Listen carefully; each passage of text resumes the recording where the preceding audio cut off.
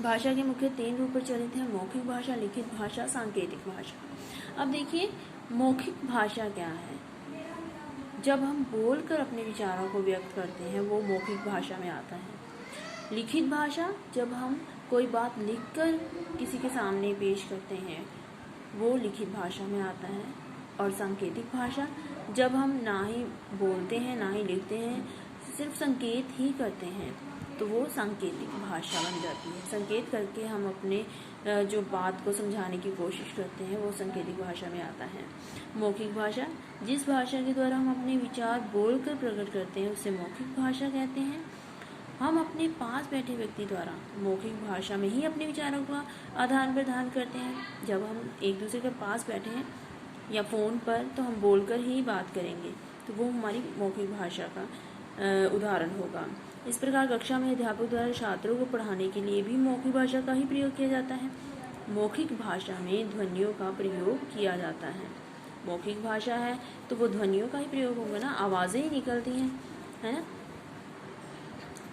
आगे है लिखित भाषा, और जिस भाषा द्वारा हम अपने विचारों को लिखकर दर्शाते हैं उसे लिखित भाषा कहा जाता है। दूर बैठे व्यक्ति को अपने विचारों भावों से परिचित करवाने के लिए लिखित भाषा का ही प्रयोग किया जाता है। जैसे कोई मतलब जो भी इंसान है दूर रह रहा है, पहले चलता था कि अब तो नहीं, अब मोबाइल फ़ोन आने के कारण बहुत ये चीज़ें जो है वो बहुत पीछे छूट गई हैं। जैसे पहले पत्र भी लिखे जाते थे, ठीक है, तो इस दूर बैठे व्यक्ति को पत्र लिखकर भी अपने भाव और विचार प्रकट किए जाते थे।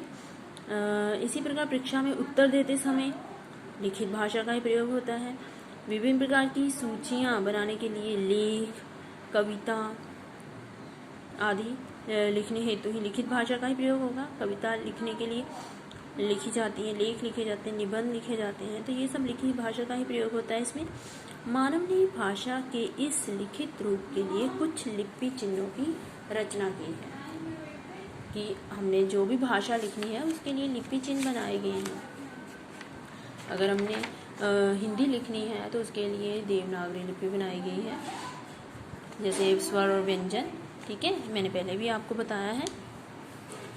तो अब आगे देखिए है सांकेतिक भाषा। जिस भाषा द्वारा हम अपने विचारों या भावों को संकेत के माध्यम से प्रकट करते हैं उसे सांकेतिक भाषा कहते हैं। जैसे मैंने पहले भी बताया आपको, जैसे क्रिकेट के खेल में जो अंपायर है वो इसी भाषा का प्रयोग करता है, वो बोलता नहीं, वो संकेत ही देता है।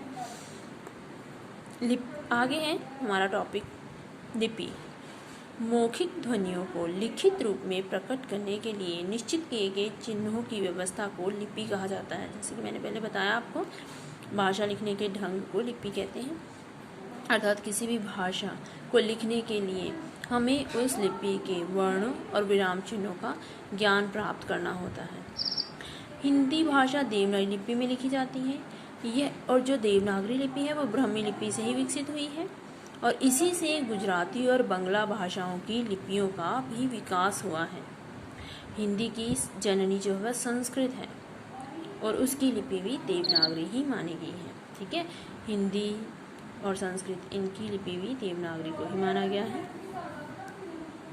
अब आगे देखिए कुछ लिपियाँ बताई गई हैं कुछ भाषाओं के साथ साथ, कि देखिए जैसे संस्कृत के लिए देवनागरी लिपि, मराठी के लिए भी देवनागरी लिपि ही है, नेपाली के लिए भी देवनागरी लिपि ही है, पंजाबी गुरमुखी लिपि, उर्दू के लिए अरबी और फारसी लिपि है, अंग्रेज़ी के लिए रोमन लिपि का प्रयोग किया जाता है। जैसे कि जो आपके सारे वोवल्स एंड कंसोनेंट्स हैं वो रोमन लिपि में आते हैं, और जो आपका पंजाबी में जो ऊड़ा एड़ा ईड़ी वो लिखते हो आप, वो गुरमुखी लिपि, उसे ही लिपि कहा जाता है,